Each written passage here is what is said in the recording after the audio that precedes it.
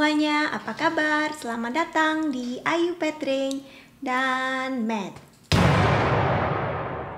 Kapan hari saya ada upload video tentang hidup minimalis yang saya jalani? Kalau kalian belum nonton videonya, boleh lihat linknya ada di deskripsi di bawah. Saya nggak nyangka ternyata banyak teman-teman yang tertarik dengan cara hidup minimalis seperti ini. Dan banyak yang DM kepada saya.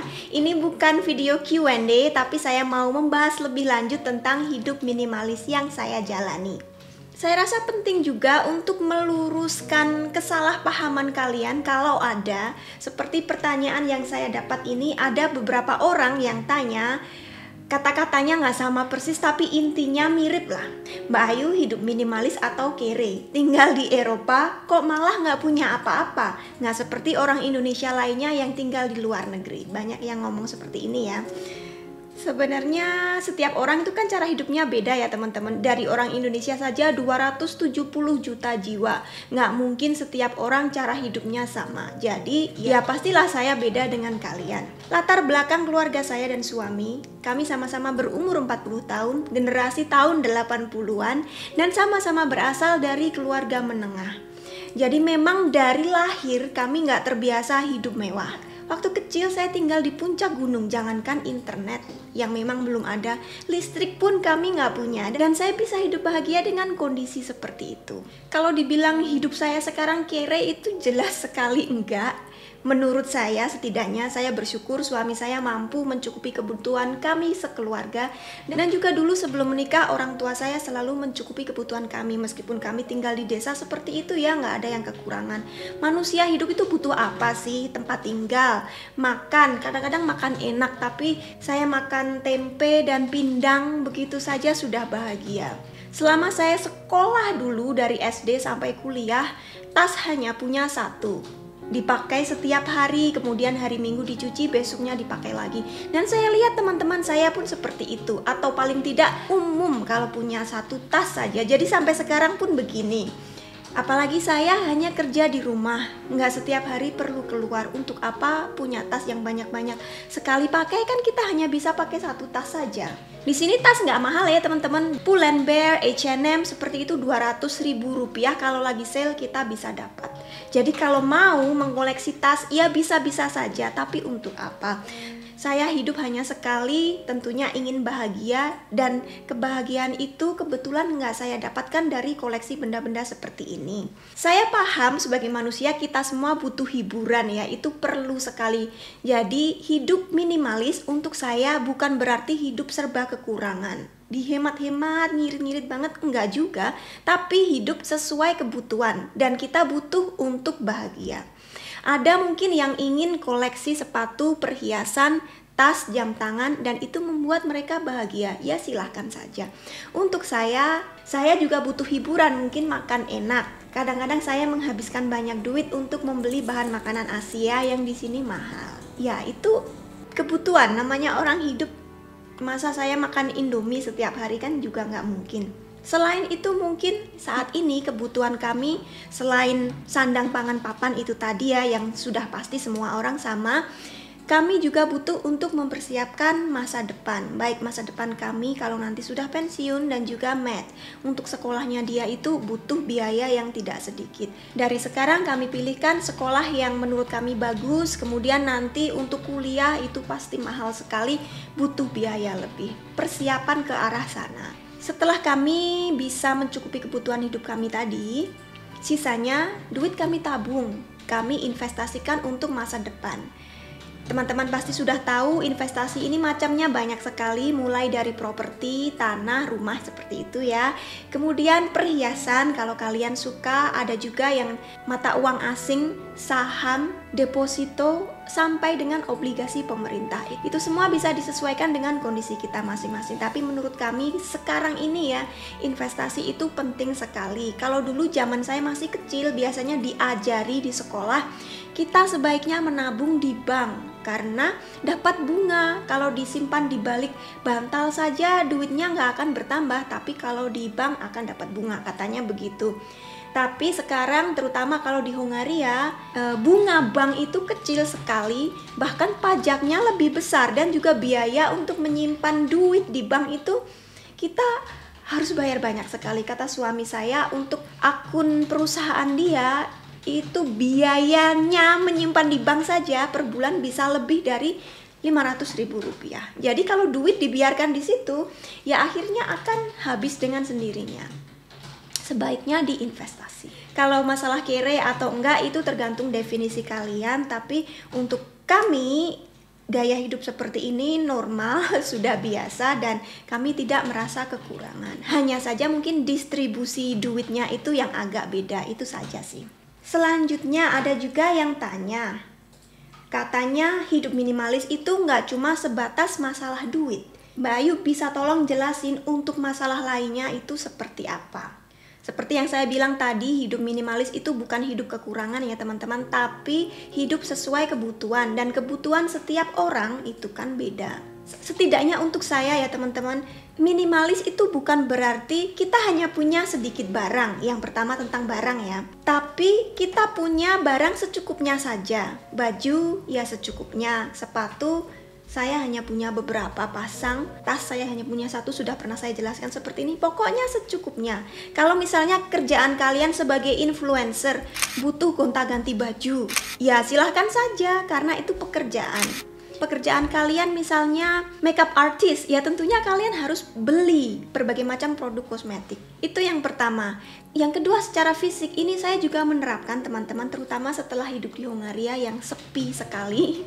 Secara umum kita berpendapat kalau aktif dalam kehidupan sehari-hari itu bagus. Tapi kalau kita terlalu aktif, nantinya jadwal kita akan ruwet dan kita bisa capek. Ini saya berikan contoh biar lebih mudah ya. Saya punya 2 orang teman baik di sini, dua-duanya bukan orang Indonesia. Sebut saja yang pertama A.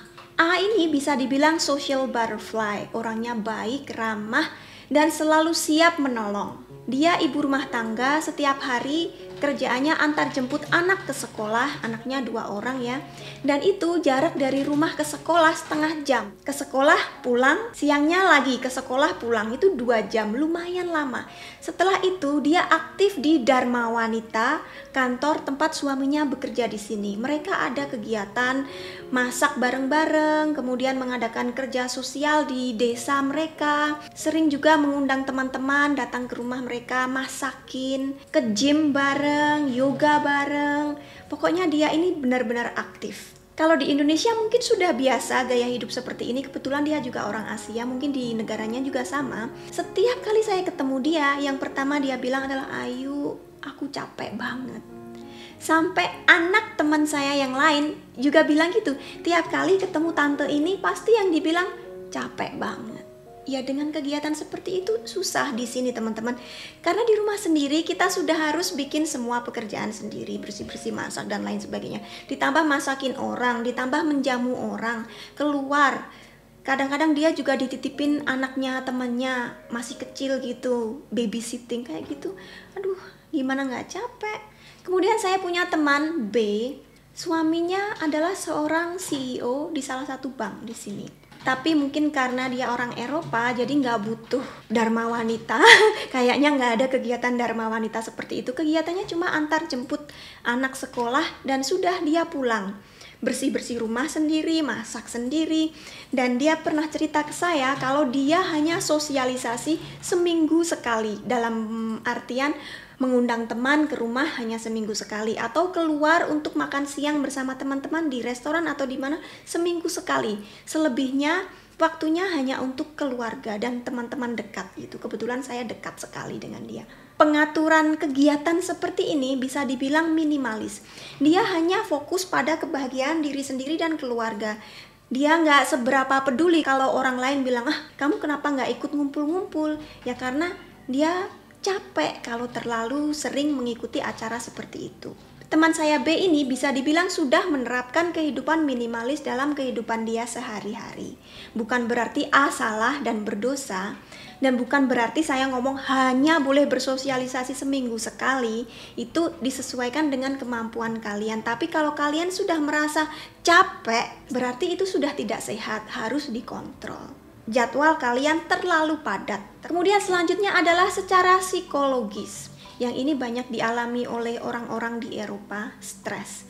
Karena terlalu banyak pikiran, hal-hal yang sebenarnya tidak penting dan tidak relevan untuk kehidupan dia secara langsung dipikir dan akhirnya ribet. Belum apa-apa sudah stres sendiri. Ini berarti pikiran kita tidak minimalis. Misalnya saja saya biasa bekerja di rumah seharian di depan komputer. Misalnya tiba-tiba mertua saya telepon bilang, ayo nanti siang saya mau ke sana. Tapi sebenarnya mertua saya nggak pernah sih. Ini contoh saja. Saya masih belum selesai bikin video dan ngedit dan harus masak. Harus juga bersihin rumah karena malu kalau dilihat mertua misalnya rumah masih berantakan. Tapi waktu saya ini nggak cukup. Saya bisa jadi hanya mikir, sibuk banget hari ini, masih belum selesai kerja, belum ngedit, belum bersih-bersih, belum bikin bekal untuk Matt, belum masak untuk nanti siang. Nanti ada mertua mau datang, gimana dong? Karena saya terlalu sibuk mikir tanpa benar-benar bekerja, akhirnya nggak ada yang beres. Atau bisa jadi saya hanya benar-benar langsung fokus kerja. Akhirnya kerjaan saya beres, tapi rumah masih kotor, kemudian makanan untuk nenek belum tersedia. Misalnya seperti itu.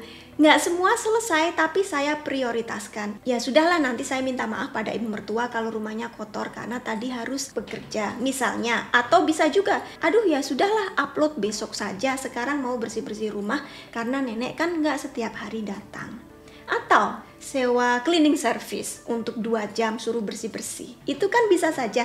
Jadi dalam mempraktekkan hidup minimalis ini untuk saya adalah saya memprioritaskan hal-hal yang lebih penting dibandingkan dengan hal-hal yang kurang penting dalam hal membeli barang-barang, masalah keuangan, dalam kegiatan sehari-hari, bahkan dalam hal-hal yang akan saya pikir, saya sortir gitu. Apakah ini benar-benar penting?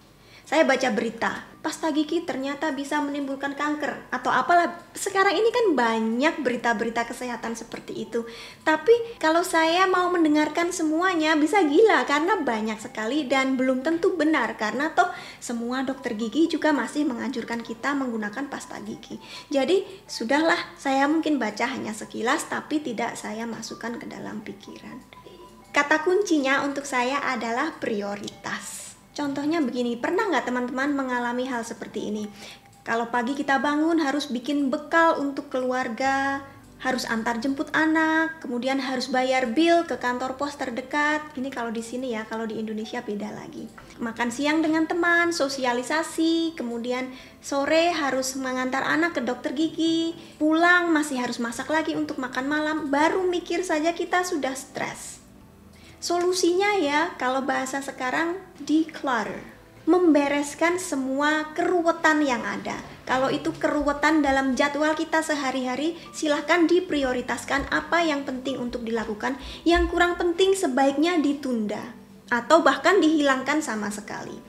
Misalnya saya mengundang teman ke sini, pasti saya perlu masakin sebelumnya, membersihkan rumah sebelumnya, dan setelahnya. Saya bisa stres kalau setiap hari harus entertain orang seperti itu. Efek positifnya, saya sangat menghargai setiap saat saya bisa sosialisasi dengan orang. Kalau teman saya si A, ya dia bilang dia bahagia, cuma dia capek. Terus saya tanya, kenapa kamu nggak mengurangi saja kegiatan kamu karena kamu sibuk banget? Dia bilang, ada berbagai alasan, terutama adalah karena faktor kebudayaan dari negara dia. Kalau dia nggak ikut acara-acara seperti itu, nanti teman-teman dari negara dia akan menjudge dia sombong atau gimana. Kalau misalnya mereka ada kumpul-kumpul lagi, dia takut dia nggak diundang. Ada juga alasan seperti itu. Tapi kalau untuk saya prioritaskan diri saya sendiri. Ya kalau mereka menganggap saya sombong, tidak mau berteman dengan saya, ya sudahlah, nggak apa-apa, cari teman yang bisa lebih memahami keadaan saya. Gitu saja sih, karena saya juga ingin membuat diri saya sendiri bahagia. Jadi begitulah intinya hidup minimalis yang saya jalani sekarang ya teman-teman. Sebenarnya dari kecil dulu, kalau dibilang begitu ya saya sudah hidup minimalis. Mungkin banyak orang di Indonesia sudah hidup minimalis juga, hidup sesuai kebutuhan, bukan yang terlalu berlebihan. Cuma sekarang kok ada namanya gitu ya. Jadi nggak beda-beda banget. Video kali ini bisa dibilang sharing, bener-bener sharing. Nggak ada research yang saya lakukan, tapi semoga bisa tetap bermanfaat untuk teman-teman. Terima kasih sudah menonton, sampai ketemu di video berikutnya. Bye-bye.